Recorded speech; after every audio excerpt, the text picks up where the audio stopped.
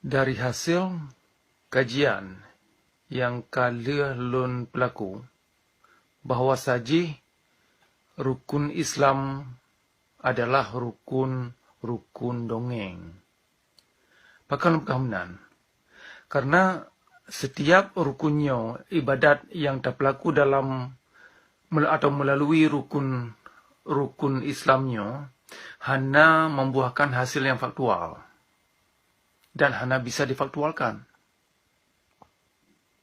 Sehingga abe umu, abe harta, abe tenaga, abe mana kemarau tak pulau, dosa mentang hanya mempat ujung, penampun pun hana. Baiklah anda pegah kondisi jannah berkiban. Ya kan?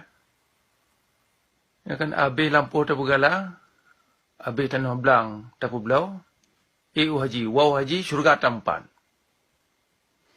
Jadi memang rukun Islamnya memang rukun nampak ujung. Rukun dongeng. Yang kian inti. Maka cukup sederhana, kerana tak susah tak tertemki.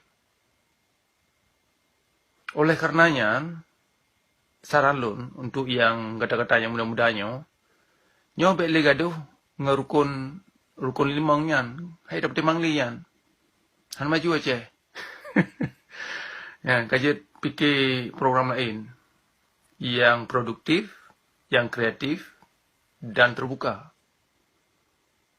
Yang cukup sederhana pesan kalinya. Yang ulang. Mungkin na di antara kata yang na atau kurumupong. Bahawa saji menurut hasil kajian studi riset yang kadah lun lakukan ni lun menunjukkan bahawa rukun Islam sesungguhnya nak arti rukun dongeng. Pakan rukun dongeng karena segala ibadat yang terlakukan melalui rukun Islamnya hanya mempak ujung. Hasil tidak bisa difaktualkan. Ya kan? Lia semayang, lia musyahadan, lia haji, abi harta, abi tanah, abi lampu. Tak pegala mandum, hana mempat nasib udip. Pekiban tujuan udip. Baiklah an tayu ayak petimang kondisi jannah lia uro kiaman, dosa lia akhir puasa, lia semayang terawih, bak uraya pekiban kondisi dosa ron. Pun ampun. Hanya jelas. Olehnya dalam urun yang ka wade haji, jamaah haji. Datanya mak urunyan, tapi datanya mak urunyan. Kiban kondisi jannah ron atau kondisi puan ron ka suci, nuwa dari tanah suci. Hanya jelas. Kebiasaan jelas. Yang buat urusan yang memang hanya jelas. Ya, jadi yang mudah-mudahnya kata-kata yang mentang di bangku kuliah, nyo kajian ci resapi yang pegahnya dengan kepala dingin. Kan dengan emosi.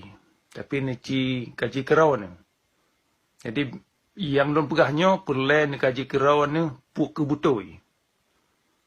Bahawa saji segala ibadat yang ditempuh melalui rukun Islam hafizi hana mempak ujung. Yang ban. Mudah-mudahan pesan yang singkatnya na manfaat. Jadi salam lun dari JO kepada kata-kata mandum, semoga sejahtera dan sukses selalu. Demikian.